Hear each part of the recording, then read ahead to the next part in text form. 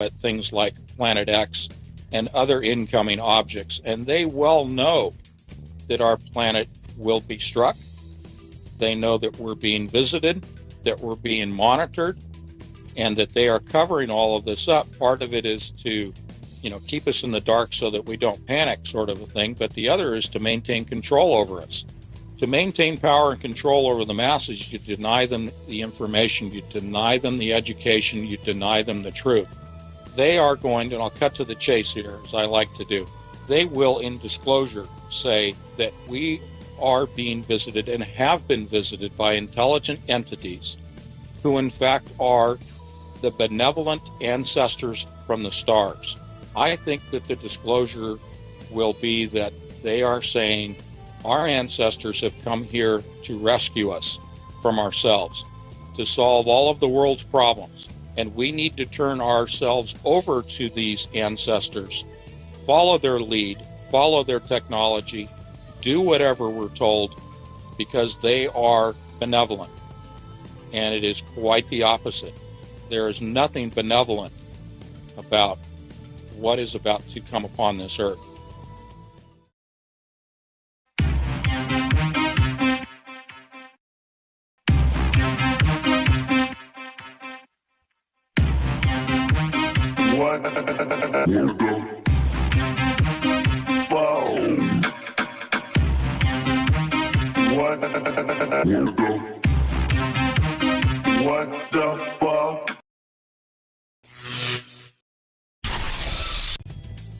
A lot of new topics have popped up, not just CERN, but antimatter and all kinds of occult, nefarious things happening with the Super Bowl. And there's just a lot that's coming together, what I like to call the coalescence of falling under the large umbrella of disclosure. You have uncovered and provided and identified a lot of information about CERN, about the telescope. Maybe we could begin here, if you don't mind.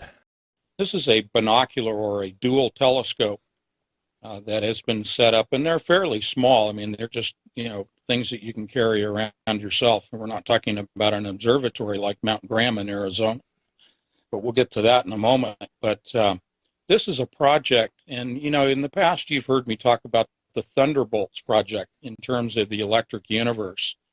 Well, this is a similar name in the sense it's called Thunder Energies Corporation. So, a little synchronicity going on with the names there. But Thunder Energies is out of Florida, and Dr. Santilli is the chief scientist at Thunder Energies Corporation, and he's the one who has been doing, I would say, about 50 years of research into antimatter itself, and has developed his own mathematical language, which is a complete departure from the standard model of mathematical language of trigonometry and that sort of thing that is used in standard physics, standard science today to write out the theorems and the formula that we typically see in science. But I really dug into his curriculum vitae, and this gentleman is a upstanding scientist. Since the dawn of our civilization, all the way to the time of this breaking news, we humans believed that everything that exists up there is only what we can see with our eyes and with our optical instruments. Well, things have changed now, because we have established the existence of entities existing in our terrestrial environment. And these entities are completely invisible to our eyes as well as to our optical instruments, but are fully visible with new instruments, therefore dramatically enlarging our conception of the perceivable universe, with far-reaching possibility of future development and discoveries that perhaps are beyond our imagination at this time. He is counter. He is going against the mainstream science world. And of course that fits with his study of antimatter and sort of a, graphical representation. But philosophically, he's really trying to uncover what the mainstream science world is trying to cover up. And he has actually filed lawsuits against other scientists who have tried to, slander his name and deny him funding in the grants process. But the long and short of it is this gentleman is on his own path of research. He is not hamstrung by mainstream science. He is looking outside the box. He is changing the paradigm of what we're looking at in the universe. And he has, just late last year, actually with thorough vetting and thorough peer review, has proven that he has detected antimatter, and he, as he calls them, antimatter entities. Yeah, in their photographic images, not only are they seeing dark streaks, but they're actually seeing light and dark objects that are moving on the photographic film. They are able to, and in some of their more scientific journal papers, they have been able to actually quantify what these entities are, how they're presenting themselves, in the sense of they are not emitting light. What they're actually doing, to varying degrees, and therefore whether they're dark or light, in varying degrees, they are annihilating matter. So as we've always heard from Star Trek, that if you bring matter and antimatter together, they destruct one another, they annihilate. Well, when that happens, there is energy released. This is very similar to a nuclear fission, not a fusion, but a fission type of reaction, where you're seeing the splitting of atoms, and then energy is released in the form of photons and gamma rays and alpha and beta rays. But anyway, the point is, they're light and dark because of the energy levels that they give off, depending on the type of annihilation and the type of material that they're encountering, causing that annihilation. But this is a whole new form of physics. The thing that is so important is that not only are we saying, hey, it appears that by definition they're seeing ghosts or spirits. I mean, that's monumental enough to say you can see spirits with a telescope. If he's defining it as an entity, it is possible that it's intelligent. And therefore we step into the world of woo, in which people talk about gray matter and black goo that other folks have been talking about, that is intelligent, according to the theories. We may be on the cusp of seeing antimatter defined as an intelligent goo.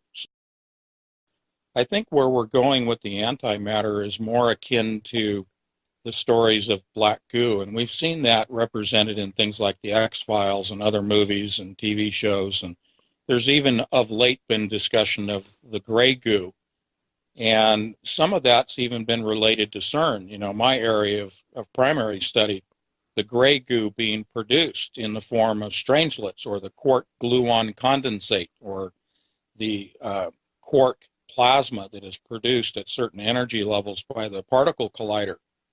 So I'm beginning to see that there's some crossover in my areas of research. I think Dr. Santilli has hit upon something legitimate. Again, it's been thoroughly vetted and peer-reviewed, his research and his findings and his evidence. And one of the crossovers I'd like to step into that this video presents is the connection to the Vatican. And you guys are very familiar with that. You're familiar with Tom Horn and Chris Putnam and all of the work and DVDs that they've done. And I applaud those gentlemen, not stepping away from their work at all. I think this builds upon their work and their research and their revelations of what's going on at Mount Graham. But specifically to what Dr. Santilli is doing, because he's using a binocular, a dual telescope array, it's not hard to make the leap to the large binocular telescope near infrared utility with camera and integral field unit for extragalactic research. That's a mouthful. Otherwise known as Lucifer. And that's the dual telescope arrangement at the Vatican Observatory on Mount Graham in Tucson, Arizona, that Tom Horn has talked a great deal about and presented in his shows. In the use of the Lucifer device and even the other telescopes is how commonly the astronomers spoke of UFOs. We were just taken back by the fact that it was almost a nuisance to them that there are so many. I think there's a correlation, and this is what I think it is. I think that the Vatican for well over 10 years has been observing antimatter entities, the same that Dr. Santilli has been viewing in his much smaller telescopes. And thus, I think Dr. Santilli is revealing to us part of the hidden agenda that is involved with the larger program, the larger umbrella that we can throw over a lot of areas of science. And that umbrella is disclosure. Dr. Santilli, and we have him quoted in our video, explains that initially the telescopes were intended for looking out into the cosmos, to look at distant galaxies, to actually observe galaxies and asteroids that were composed primarily of antimatter or exclusively of antimatter. In other words, these were invisible to a standard satellite or Earth-based terrestrial telescope using convex Galileo design telescopes. So he was looking for the invisible out in the cosmos. One of the nights in which they were attempting their observations in Florida, the cloud cover obscured their view, and therefore they lowered the elevation on the telescopes down to almost a near horizontal configuration, and that's when they found these images when they developed their film on their camera. And they repeated this several times, different locations, different elevations. Anyway, with all that said, yes, they developed this purposefully to look for antimatter, and they found it.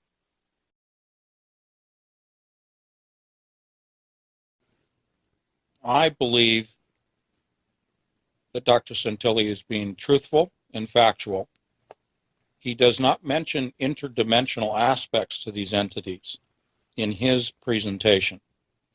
I think he is seeing entities that exist within our realm of existence, within our dimension. Based upon what he has presented, I will say that he is not looking at interdimensional entities. Is he looking at spiritual entities? Because he's purposefully using the word entity and defining it as an entity which is also defined as a ghost or a spirit. Now, if we want to make the leap, and I'll say this, if we can say that spirits can move from one dimension to another, that ghosts come from another dimension that we don't, with our senses, interact with on a normal, regular, daily basis, then I personally, and I'm not saying the doctor's saying this or you two guys, but I will say that it's not hard to make that leap to say that we are seeing entities coming from another dimension.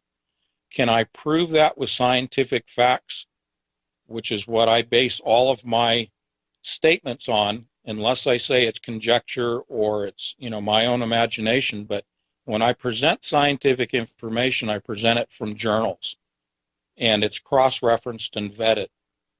So if I'm making my own conclusion here that he is looking at an interdimensional entity or multiple entities, what is going on here in the greater scheme of things is to obfuscate, to cover up, to deny us the truth. Now, X-Files always talks about, the truth is out there. Well, it is. And I think the powers that be, however you want to define that, will go to great lengths to try to hide the truth from us.